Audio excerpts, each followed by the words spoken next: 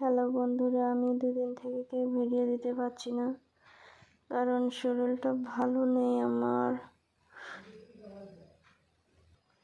তো দেখো, আমার দাঁত এই চাপাটা ফুলে গিয়েছে, এর জন্য না ভিডিও করতে পারছি না, কারণ কথা বলতে পারছি না, হাঁ করে ভাতটা পর্যন্ত খেতে পারছি না, এতটা শরীরটা খারাপ হয়ে গেছে।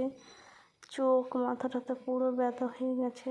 এখন রাত্রি আমি ভিডিওটা এখন একটু আপলোড করে দেবো, তোমাদের সাথে শেয়ার করে দেব।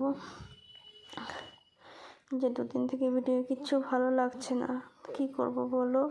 সবার আগে তো নিজেকে দেখতে হবে, তাই না? ভিডিও তো আছে, বাট নিজেকে সবার আগে প্রিপেয়ার দেখতে হবে।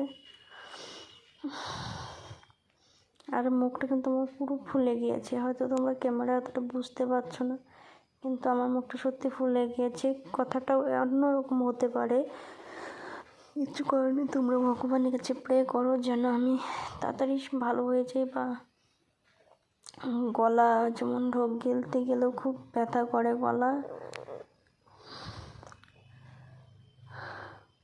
আজকে কিন্তু শুক্রবার, প্রায় বুধবার মঙ্গলবার থেকে আমার ব্যথাটা স্টার্ট হয়েছে।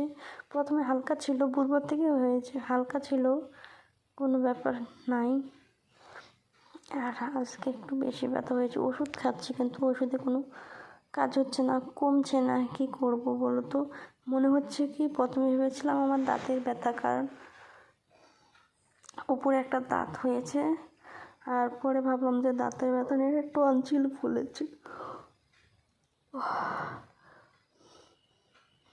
এটা টনসিল ফোলার জন্যই ব্যথা করছে, ভালো লাগছে না। তো তোমরা সবাই ভালো থেকো, সুস্থ থেকো।